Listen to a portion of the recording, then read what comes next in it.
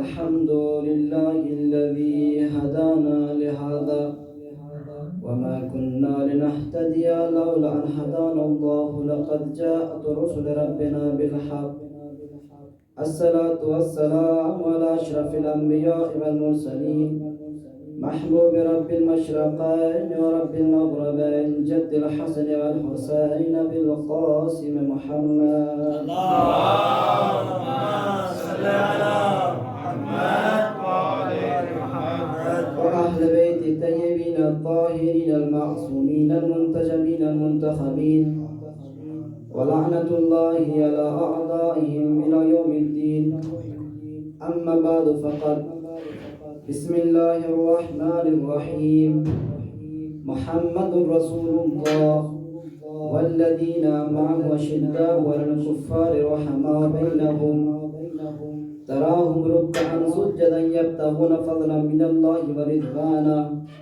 سيماهم في وجوههم من أثر السجود صلى محمد وعلى محمد اللهم صل على محمد وآل محمد وعجل فرجهم. ایزان محترم طلاب حضرت احرام، بڑی معذرت کے ساتھ پہلے تو کیونکہ میں جانتا ہوں اس سے زیادہ جاننے والے اور اہل بیت کی معرفت رکھنے والے میرے سامنے بیٹھے ہوئے ہیں ماشاءاللہ ماشاءاللہ.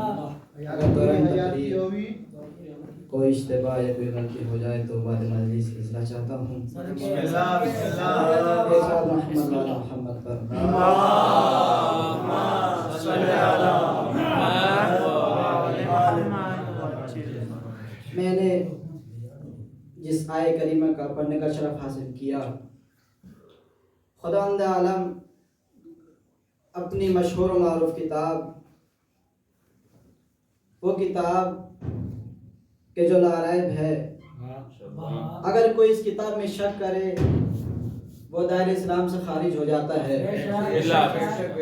یہ کتاب وہ کتاب ہے کہ جس کے لیے اللہ نے قرآن میں ارشاد فرمایا انا انزلناہ فی لیلۃ مبارکہ. یہ کتاب وہ کتاب ہے کہ جس کے لیے ارشاد فرمایا انا انزلناہ فی لیلۃ القدر. یہ کتاب وہ کتاب ہے کہ جو مومنوں کی جزا کو بیان کرتی ہے اور منافقوں کی سزا کو بیان کرتی ہے. تو کچھ اس طرح فرماتی ہے اولئک اصحاب الجنت ہم فیہا خالدون اولئک اصحاب النار ہم فیہا خالدون. یہ کتاب وہ کتاب ہے کہ جو اہل بیت کے فضائل کبھی نظم بیان کرتی ہے اور کبھی نثر بیان کرتی ہے. جب یہ کتاب اہل بیت کے فضائل نظم میں بیان کرتی ہے تو کچھ اس طرح کہتی ہے مرج البحرین یلتقیان بینہما برزخ لا یبغیان یخرج منہما اللؤلؤ والمرجان. اور جب یہ کتاب اہل بیت کے فضائل نثر میں بیان کرتی ہے تو کچھ اس طرح کہتی ہے انما یرید اللہ عنکم الرجس اہل بیت یطہرکم تطہیرا. اور کبھی یہ کتاب کہتی ہے وَيُطْعِمُونَ الطَّعَامَ عَلَىٰ حُبِّهِ مِسْكِينًا وَيَتِيمًا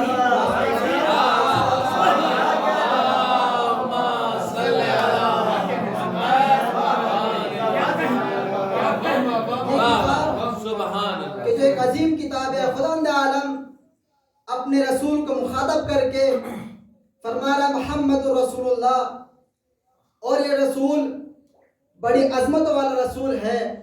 یہ رسول وہ رسول ہے کہ جس کے لیے اللہ نے فرمایا انا ارسلناک شاہدا و مبشرا و نذیرا. یہ رسول وہ رسول ہے کہ جس کے لیے اللہ نے فرمایا وما ارسلناک الا کافۃ للناس بشیرا و نذیرا. یہ رسول وہ رسول ہے کہ جس کے لیے اللہ نے ارشاد فرمایا وما ارسلناک الا رحمت للعالمین. یہ رسول وہ رسول ہے کہ جو وما ينطق عن الهوى ان هو الا وحی کا مصداق ہے.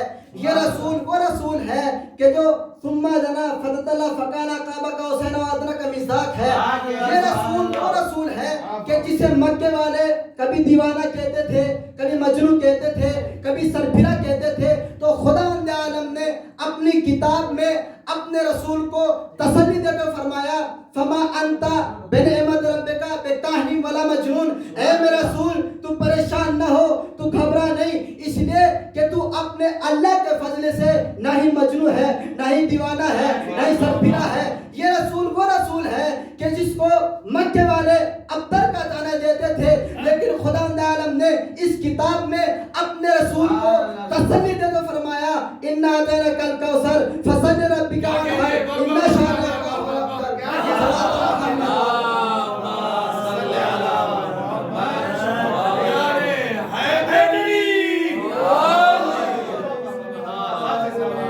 عظیم کتاب اور یہ عظیم رسول، خداوند عالم اس عظیم کتاب میں اس عظیم رسول کو مخاطب کر کے ارشاد فرما رہا ہے محمد الرسول اللہ، کہ محمد اللہ کے رسول ہے، والذین معہ، اور جو لوگ ان کے ساتھ ہیں، اشداء علی الکفار، کفار پر غضبناک ہوتے ہیں، رحماء بینہم، اور اپنوں پر مہربان ہوتے ہیں۔ پھر فرمایا تراہم رکعاً سجداً یبتغون فضلا من اللہ ورضوانا، اور آپ انہیں ہمیشہ رکوع اور سجود میں دیکھتے ہیں اور یہ بس اللہ کی رضا چاہتے ہیں۔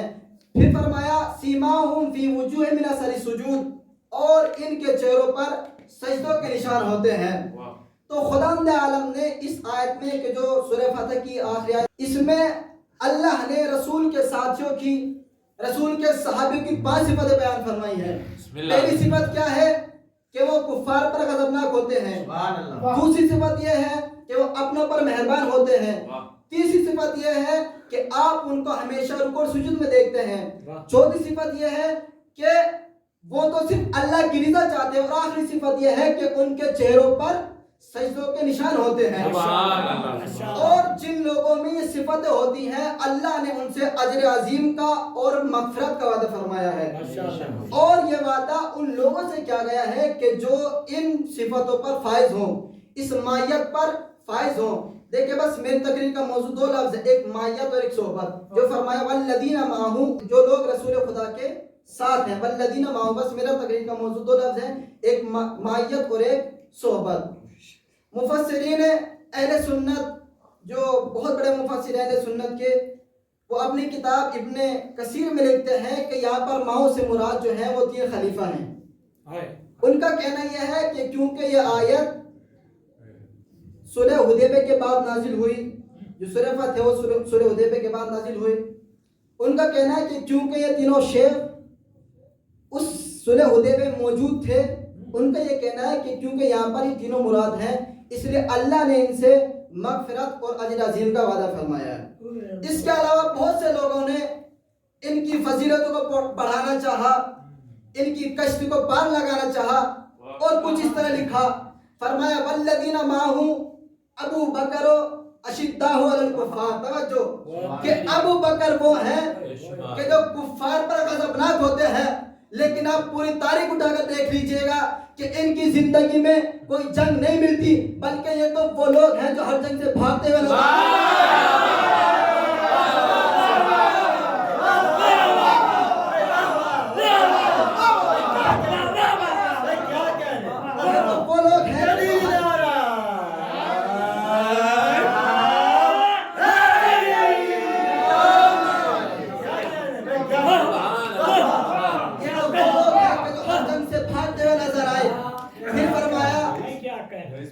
عمر رحماء بینہم، کہ عمر وہ ہیں کہ اپنے پر مہربان ہوتے ہیں، لیکن تاریخ میں کہیں نہیں ملتا کہ کسی پر مہربان ہوئے ہو۔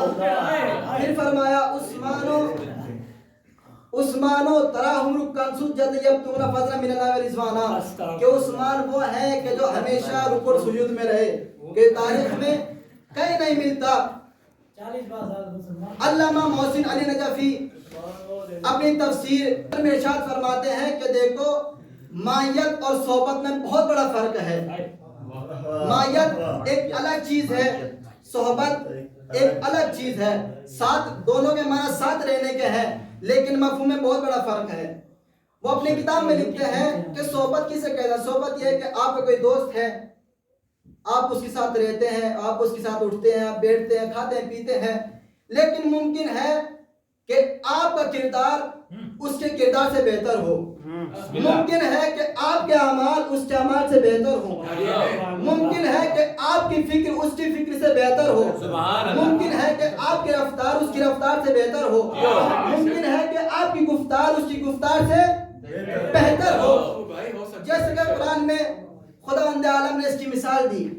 خداوند عالم سورہ یوسف میں ارشاد فرماتا ہے کہ جب جناب یوسف کو قید خانے میں ڈالا گیا اور جناب یوسف کے ساتھ ساتھ دو غیر مسلم ساتھیوں کو بھی ڈالا گیا، اب جناب یوسف ان کے ساتھ رہے، ظاہر سی بات ان کے ساتھ کھایا پیا، ان کے ساتھ رہتے تھے زندان میں، تو جناب یوسف ان کے لیے ایک لفظ استعمال کرتے تھے، یا صاحب السجن، اے میرے زندان کے ساتھیوں۔ کیا استعمال کیا؟ صاحب، اے میرے زندان کے ساتھیوں۔ جناب یوسف ان لوگوں کے لیے کہ جو غیر مسلم ہے، نہ وہ کردار میں جناب یوسف کی وجہ سے ہے، نہ وہ اعمال میں جناب یوسف کی وجہ سے ہے، نہ ایمان میں جناب یوسف کی وجہ سے ہے، نہ فکر میں جناب یوسف کی وجہ سے ہے، جناب یوسف ان کے لیے صاحب کا لفظ استعمال کر رہے ہیں، ماؤ کا لفظ استعمال نہیں کیا۔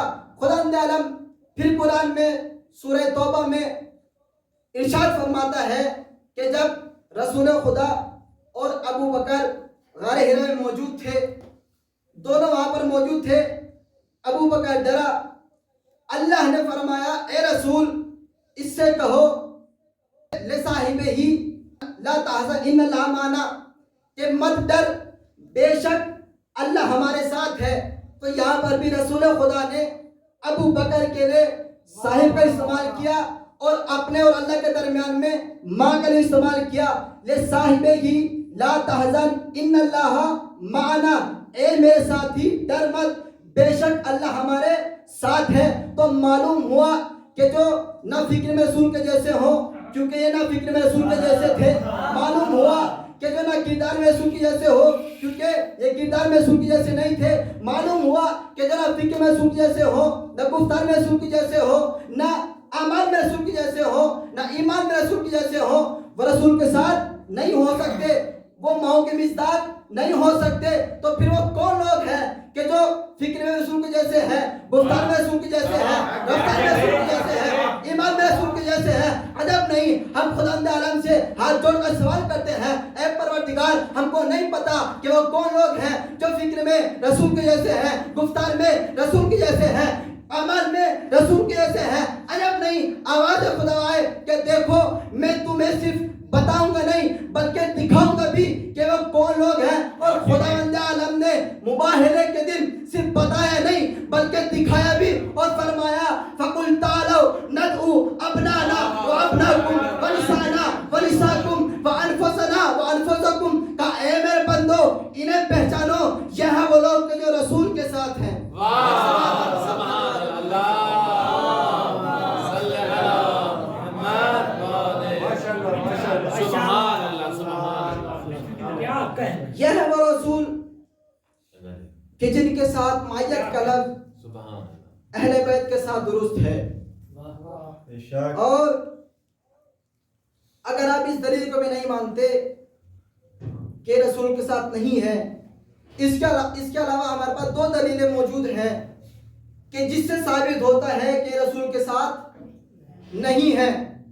پہلی دلیل صلح حدیبیہ کہ جب رسول خدا صلح کے لیے آمادہ ہو گئے تو مکے والوں کی طرف سے ایک فرد آیا، اور آنے کے بعد اس نے جناب رسول خدا سے کہا کہ اپنے درمیان سے کسی ایک فرد کو مکے صلح کے لیے بھیجو، توجہ، کسی ایک فرد کو صلح کے لیے بھیجو۔ اور اس نے شرط لگائی، شرط سنے گا، شرط کیا تھی؟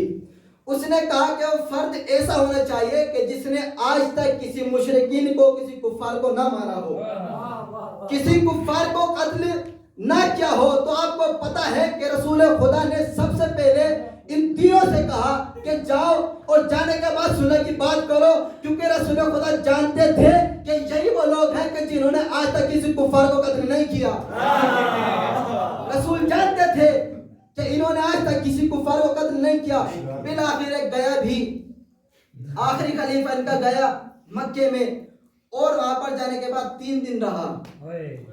ظاہر سی بات ہے بھوکا تو نہیں رہا ہوگا، ان کے ساتھ کھایا بھی ہوگا, پیا بھی ہوگا, اٹھا بھی ہوگا, بیٹھا بھی ہوگا, اپنوں میں رہا بھی ہوگا, تو یہ تو بھائی غضبناک بدعت نہیں کرتا, یہ تو دلالت کرتا ہے کہ وہ ان کا ساتھی تھا, ان کا اپنا تھا, اس لیے مکے والوں نے ان کو کچھ نہیں کہا. دوسری دلیل جنگ احد کہ جب رسول خدا احد کے لیے گئے اور فوج کو تنظیم کرنا شروع کیا, رسول خدا نے 50 سپاہیوں کو حکم دیا کہ جاؤ اور پہاڑ کی چوٹی پر چڑھ جاؤ تاکہ پہاڑ کے پیچھے سے کوئی لشکر, دشمنوں کا لشکر نہ آ سکے اور ہم پر حملہ نہ کر سکے. اور مولا کائنات کو حکم دیا کہ تم میرے سامنے رہنا تاکہ سامنے سے کوئی نہ آ سکے. اب وہ 50 کے 50 نفر اوپر گئے, مولا کائنات سامنے ہے. اب جیسے ہی دونوں فوجوں میں مقابلہ ہونا شروع ہوا, دونوں فوجوں میں قتل و غارت شروع ہوئی اور مولا کائنات دشمنوں کو واسع ظلم کرتے جاتے ہیں, قتل کرتے جاتے ہیں. اب جیسے ہی مولا کائنات دشمنوں کو قتل کر رہے تھے تو دشمنوں میں سے کسی نے نعرہ لگایا, فرو, توجہ, فرو, بھاگو بھاگو. اب جیسے یہ کفار بھاگنے لگے, ادھر مسلمان مال غنیمت کو لوٹنے لگے, مال غنیمت کو لوٹنے لگے. بات یہ ہے کہ کچھ مسلمان جنگوں میں لڑنے نہیں بلکہ مال کو لوٹنے کے لیے آتے تھے, مال کو لوٹنے کے لیے آتے تھے. اب جو وہ 50 کے 50 سپاہی پہاڑ کی چوٹی پر تھے, انہوں نے سوچا کہ یہ مال لوٹ رہے ہیں, کیوں نہ ہم بھی جا کر مال کو لوٹیں. جناب حمزہ نے منع کیا کہ نہیں, رسول نے منع کیا تھا کہ جب تک میں نہ کہوں پہاڑ سے نیچے نہ آنا, لیکن انہوں نے بات نہیں سنی اور یہ پہاڑ سے نیچے آ گئے. اب جیسے یہ پہاڑ کے نیچے آئے, پہاڑ کے پیچھے سے ولید اپنے لشکر کو لے کر آیا اور مسلمان پر حملہ کرنا شروع کیا. اب جیسے ہی مسلمان قتل ہو رہے تھے, مسلمان شہید ہو رہے تھے, مسلمانوں میں سے بھی کسی نے نعرہ لگایا, فرو فرو, بھاگو بھاگو. اب جیسے ہی تمام کے تمام مسلمان کچھ افراد کو رسول کو تنہا چھوڑ کر بھاگ گئے. اب جیسے بھاگ گئے تو جیسی جنگ تمام ہوئی, ایک نفر مولا کائنات کے پاس آیا اور آنے کے بعد سوال کیا کہ یا علی یہ بتائیے, جب تمام کے تمام مسلمان رسول خدا کو تنہا چھوڑ کر بھاگ رہے تھے, آپ کیوں نہیں بھاگے؟ وجہ کیا ہے کہ آپ رسول کو تنہا چھوڑ کر نہیں بھاگے؟ رسول مولا کائنات مسکرائے اور مسکرانے کے بعد کہا کہ پہلے جا کر ان سے سوال کرو کہ یہ رسول تنہا چھوڑ کر بھاگے تھے. اب جیسے ہی یہ شخص ان لوگوں کے پاس گیا کہ جو رسول خدا کو تنہا جنگ میں چھوڑ کر بھاگے تھے, اس نے ان سے سوال کیا کہ یہ بتائیے جب جنگ ہو رہی تھی تو آپ رسول کو تنہا چھوڑ کر بھاگے کیوں؟ انہوں نے جواب دیا کہ ہاں ہم لڑ رہے تھے, مسلمان قتل ہو رہے تھے, لیکن کسی شیطان نے آواز لگائی, ماتا محمد ماتا محمد, محمد شہید ہو گئے, محمد مارے گئے. اب جیسے ہی یہ صدا ہمارے کانوں میں آئی, ہم نے اپنے دل میں سوچا کہ جب محمد ہی شہید ہو گئے تو ہمارے لڑنے کا فائدہ کیا؟ اب یہ شخص مولا کائنات کے پاس آنے کے بعد کہا کہ وہ یہ کہہ رہے ہیں کہ جب ہمارے کانوں میں یہ صدا آئی, ماتا محمد ماتا محمد, محمد شہید ہو گئے, محمد شہید ہو گئے, تو ہم نے اپنے دل میں سوچا کہ جب محمد ہی شہید ہو گئے تو ہمارے لڑنے کا فائدہ کیا؟ مولا کائنات نے جواب دیا کہ ہاں یہی صدا میرے کانوں میں بھی آئی تھی کہ ماتا محمد محمد شہید ہو گئے, ماتا محمد محمد شہید ہو گئے. جب میرے کانوں میں یہ صدا آئی تو میں نے اپنے دل میں سوچا کہ جب محمد ہی شہید ہو گئے تو میرے بچنے کا فائدہ کیا؟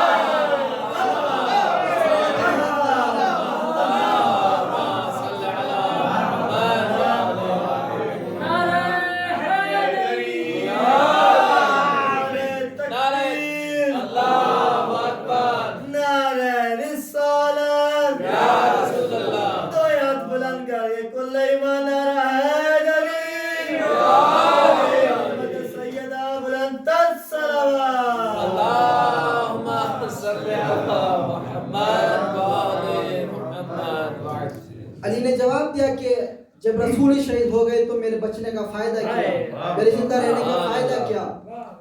علی تو یہ جنگ سے بھاگتے ہوئے نظر آئے اور خداوند عالم نے ایسے لوگوں کی قرآن میں مذمت فرمائی اور سورہ محمد نے فرمایا وَيَقُولُ الَّذِينَ آمنوا لولا نزلت سورة فإذا أنزلت سورة محكمة فذكر فيها القتال رأيت الذين في قلوبهم مرض ينظرون عليه نظر المغشي عليه من الموت. کہ رسول جن کے ایمان کمزور ہیں وہ یہ کہتے ہیں کہ کوئی ایسا سورہ کیوں نہیں نازل ہوتا کہ جس میں جہاد کا ذکر ہو. اور اے رسول جب کوئی ایسا سورہ یا کوئی ایسی آیت کہ جس میں جہاد کا ذکر کوئی نازل ہوتا ہے تو آپ ان کی طرف دیکھتے ہیں کہ یہ آپ کو ایسے دیکھتے ہیں کہ جیسے ان پر موت کی خشی طاری ہو گئی ہے. سبحان اللہ. اور پھر وہ کون لوگ ہیں؟ کیونکہ یہ لوگ تو ماؤں سے خارج ہو گئے، یہ لوگ وہ نہیں ہیں کہ جو رسول کے ساتھ ہیں. پھر وہ کون لوگ ہیں کہ جو اس ماؤں کا مصداق ہیں کہ جو رسول کے ساتھ ہیں؟ تو عجب نہیں قرآن پڑھ کر جواب دے کہ وہ کوئی اور لوگ نہیں ہیں بلکہ وہ وہی لوگ ہیں کہ جن کے لیے اللہ نے قرآن میں ارشاد فرمایا ان اللہ یحب الذین یقاتلون فی سبیل اللہ صفا کانہم بنیان مرصوص. کا خدا عالم ان لوگوں کو دوست رکھتا ہے کہ جو جنگ میں جو اللہ کی راہ میں ایسے لڑتے ہیں کہ جیسے سیسا پڑائی ہوئی دیوار کھڑی ہو. سبحان اللہ. کوئی اور لوگ نہیں بلکہ وہ وہی لوگ ہیں کہ جن کے لیے رسول نے کہا ہو لَأُوتِيَنَّ غَدًا رَجُلًا کرارن غیر فرارن، کہ میں کل علم اس کو دوں گا جو کرار ہوگا، بڑھ بڑھ کر حملے کرنے والا ہوگا، غیر فرار ہوگا. اور مولا کائنات نے خود فرمایا لم افرو کہ میں نے کسی جنگ سے فرار نہیں کیا اور نہ ہی میرے سامنے کوئی دشمن آیا مگر یہ کہ میں نے اس کے خون سے زمین کو سیراب کر دیا. ایک صلوات پر محمد و آل محمد پر. اللہم صلی علی محمد و آل محمد وعجل. پہلی دلیل کیا تھی کہ وہ کفار پر غضبناک ہوتے ہیں، لیکن تاریخ میں کہیں نہیں ملتا کہ یہ کسی کفار پر غضبناک ہوئے ہو یا کسی کفار کو قتل کیا ہو. دوسری دلیل یہ ہے کہ وہ اپنوں پر مہربان ہوتے ہیں. عزیز محترم آپ تاریخ اٹھا کر دیکھ لیجئے گا، آپ کو کہیں نہیں ملے گا کہ یہ کسی اپنوں پر مہربان ہوئے ہو.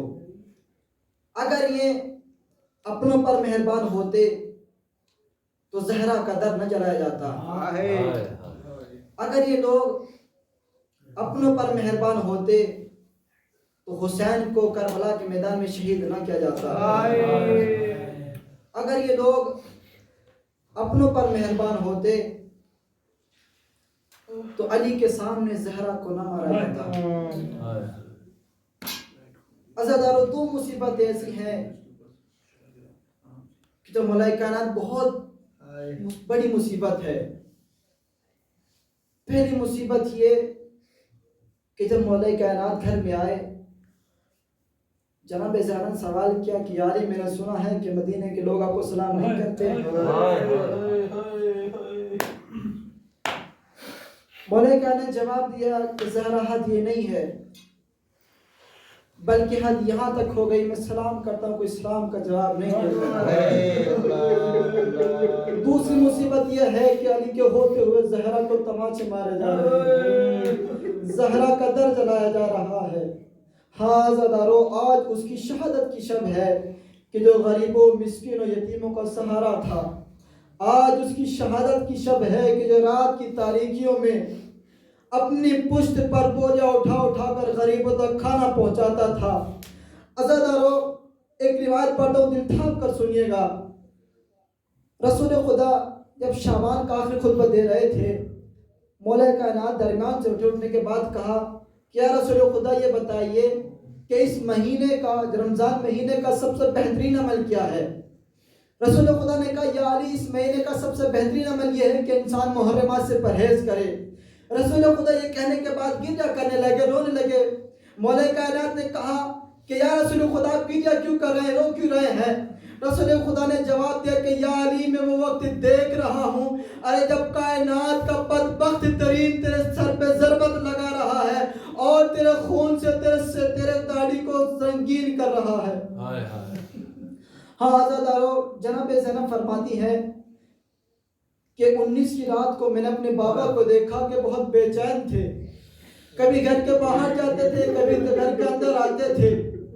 ایک مرتبہ جناب زینب نے بابا کے پاس جانے کے بعد سوال کیا کہ بابا آپ اسرائیل اتنے بے چین کیوں ہیں؟ سنو گے کہ مولا نے کیا جواب دیا۔ مولا نے کہا کہ اے میری بیٹی زینب، ارے میں نے بڑے بڑے دلیروں کو قتل کیا ہے، میں نے بڑے بڑے بہادروں کو قتل کیا ہے، لیکن نہ جانے آج میرا دل گھبرا رہا ہے، نہ جانے آج میرا دل گھبرا رہا ہے۔ ایک مرتبہ مولا کائنات کچھ دیر کے لیے سو گئے، سونے کے بعد جب صبح ہوئی مولا کائنات نے وضو کیا، اور وضو کرنے کے بعد مسجد میں گئے، جانے کے بعد اذان کے بعد ابن ملجم کے پاس آئے، اور آنے کے بعد کہا ہے ابن ملجم، ارے میں جانتا ہوں جس کام کے لیے تو آیا میں اس سے آگاہ ہوں، اٹھ کر اپنا کام انجام دے۔ کہا کہ ابن ملجم، ارے جس کام کے لیے تو آیا ہے اگر وہ تو انجام دے تو زمین اور زمان لرز جائیں گے، یہ زمین و زمان ہل جائیں گے۔ پھر اس کے بعد میرے مولا کائنات مسجد کے محراب میں گئے، اور جانے کے بعد تکبیر کہی، تکبیر کے بعد پہلی رکعت کا پہلا سجدہ تھا، ابن ملجم نے ایسی ضربت لگائی کہ میرے مولا کی داڑھی خون سے رنگین ہو گئی، آواز بلند ہوئی، فزت ورب الکعبہ، کہ آج میں کامیاب ہو گیا۔ مسجد کے دروازے آپس میں ٹکرانے لگے، جبرائیل نے صدائے بلند کی، قد قتل امیر المومنین، امیر المومنین قتل کر دیے گئے۔ ہاں زدارو جیسی صدا حسن حسین کے کانوں میں پہنچی، دوڑتے مسجد میں آئے، آنے کے بعد دیکھا کہ بابا خون میں گلتا ہوا لیٹا ہے۔ ایک مرتبہ مولا نے کہا کہ حسن پہلے جماعت کو تمام کرائے، آپ نے سن لیا، میں نے پڑھ لیا، لیکن سوچئے کتنا مشکل ہے کہ باپ خون میں گلتا لیٹا ہے، بیٹا نماز پڑھا رہا ہے۔ ایک مرتبہ جیسی نماز تمام ہوئی، مولا کائنات کو گھر لے جایا گیا، طبیب کو بلایا گیا، طبیبوں نے کہا کہ جتنا ہو سکے علی کو دودھ پلائیے۔ ایک مرتبہ جیسے ہی یہ صدا کوفے کے یتیموں کے کانے پہنچی، تاریخ دیوار میں ملتا ہے کہ جو دو یتیم تھے ان کی والدہ دودھ بیچ کے کو کھانا پلاتی تھی، کھانا کھلاتی تھی، پانی پلاتی تھی۔ اس دن یتیموں نے کہا کہ اماں آج ہم دودھ نہیں بیچیں گے۔ میں نے کہا کہ بیٹا اگر دودھ نہیں بیچو گے آج کیا کھائیں گے، کیا پیئیں گے؟ بچوں نے کہا کہ اماں آج ہم بھوکے رہیں گے، اس لیے کہ ہمارے مولا کو دودھ کی ضرورت ہے۔ ایک مرتبہ حضرت 21 رمضان کی رات آئی، علی نے وصیت کرنا شروع کی، فرمایا بیٹا مجھے غسل دینا، مجھے کفن دینا، اور رسول کے بچے حروف سے مجھے حنوط کرنا۔ کہا بیٹا حسن آپ میری نماز جنازہ پڑھانا۔ ایک مرتبہ وصیت کے مطابق مولا کو غسل دیا گیا، مولا کو کفن دیا گیا، مولا کی نماز جنازہ پڑھائی گئی۔ میں کہوں گا مولا یہ بات سچ ہے کہ آپ مظلوم ہیں، آپ مظلوم ہیں، لیکن مولا آپ کو نماز بھی پڑھائی گئی، آپ کو غسل بھی دیا گیا، آپ کو خروج بھی کیا گیا، لیکن مولا ذرا کربلا میں آئیے، ایک بوڑھا باپ ہے جو خون میں گلتا ہے، کوئی نہیں ہے کہ جو غسل دے سکے، ایک بیٹا ہے کہ جو اتنا مجبور ہے، ہاتھوں میں ہتھ کڑیاں ہیں، پاؤں میں بیڑیاں ہیں، اتنا مجبور ہے کہ غسل نہیں دے سکتا، کفن نہیں دے سکتا۔ علی رحمت اللہ القوم الظالمین وسائر الذین لا محمد الذین آتم حسین